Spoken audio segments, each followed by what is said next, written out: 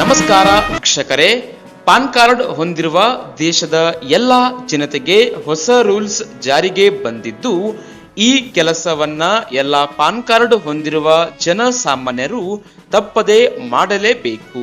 ಹೌದು, ನಮ್ಮ ದೇಶದಲ್ಲಿ Aadhaar card, voting card, ration ಕಾರ್ಡ್ಗಳಿಗೆ ಎಷ್ಟು ಪ್ರಾಮುಖ್ಯತೆ ಇದೆಯೋ ಅಷ್ಟೇ ಪ್ರಾಮುಖ್ಯತೆ ಇದೀಗ ಪಾನ್ ಕಾರ್ಡ್ಗೂ ಸಹ ಇದೆ.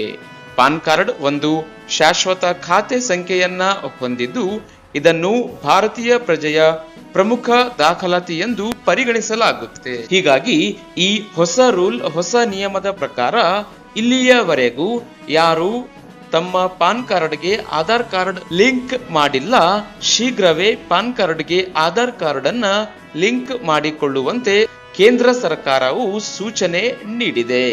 ಅಧಿಕೃತ ಪಾನ್ ಕಾರ್ಡ್ಗೆ ಆಧಾರ್ ಕಾರ್ಡ್ ಲಿಂಕ್ ಮಾಡುವ ಆದಾಯ ಇಲಾಖೆಯ ವೆಬ್ಸೈಟ್ ಲಿಂಕ್ ಅನ್ನ ಈ ವಿಡಿಯೋದ ಡಿಸ್ಕ್ರಿಪ್ಷನ್ ಬಾಕ್ಸ್ ಅಲ್ಲಿ ನೀಡಿದ್ದು, ಲಿಂಕ್ ಅನ್ನ ಕ್ಲಿಕ್ ಮಾಡಿ ನಿಮ್ಮ ಪಾನ್ ಕಾರ್ಡ್ಗೆ ಆಧಾರ್ ಕಾರ್ಡ್ ಅನ್ನ ಲಿಂಕ್ ಮಾಡಿಕೊಳ್ಳಬಹುದು. ಹೌದು, ಲಿಂಕ್ ಅನ್ನ ಕ್ಲಿಕ್ ಮಾಡಿ ಓಪನ್ ಮಾಡಿದ ಬಳಿಕ ನಿಮ್ಮ ಪಾನ್ ಕಾರ್ಡ್ ನಂಬರ್ ಅನ್ನ ಎಂಟರ್ ಮಾಡಿ ಹಾಗೂ ನಿಮ್ಮ ಆಧಾರ್ ಕಾರ್ಡ್ ನಂಬರ್ ಅನ್ನ ಎಂಟರ್ ಮಾಡುವ ಮೂಲಕ ಬಂದಿರುವ OTP ಯನ್ನ ನಮೂದಿಸಿ ಸುಲಭವಾಗಿ ಆನ್ಲೈನ್ ನಲ್ಲಿಯೇ ನಿಮ್ಮ ಪಾನ್ ಕಾರ್ಡ್ಗೆ ಆಧಾರ್ ಕಾರ್ಡ್ ಅನ್ನ ಲಿಂಕ್ ಮಾಡಿಕೊಳ್ಳಿ. ಇನ್ನು ಒಬ್ಬ ವ್ಯಕ್ತಿಯ ಹೆಸರಿನಲ್ಲಿ 2 ರಿಂದ 3 ಪಾನ್ ಕಾರ್ಡ್ ಹೊಂದಿದ್ದು ಅಂಥವರ ವಿರುದ್ಧ ದಂಡ ಸಹಿತ ಜೈಲು ಶಿಕ್ಷೆ ಆಗಲಿದೆ. ಒಬ್ಬ ವ್ಯಕ್ತಿಯ ಹೆಸರಿನಲ್ಲಿ ಒಂದೇ ಪಾನ್ ಕಾರ್ಡ್ ಇರಬೇಕು ಎಂಬ ಕಾನೂನು ಇದೆ. ಯಾರು ಒಂದಕ್ಕಿಂತ ಹೆಚ್ಚು ಪಾನ್ ಕಾರ್ಡ್ ಹೊಂದಿರುತ್ತಾರೆ ಅಂಥವರಿಗೆ ದಂಡ ಸಹಿತ ಜೈಲು ಶಿಕ್ಷೆ ಆಗಲಿದೆ.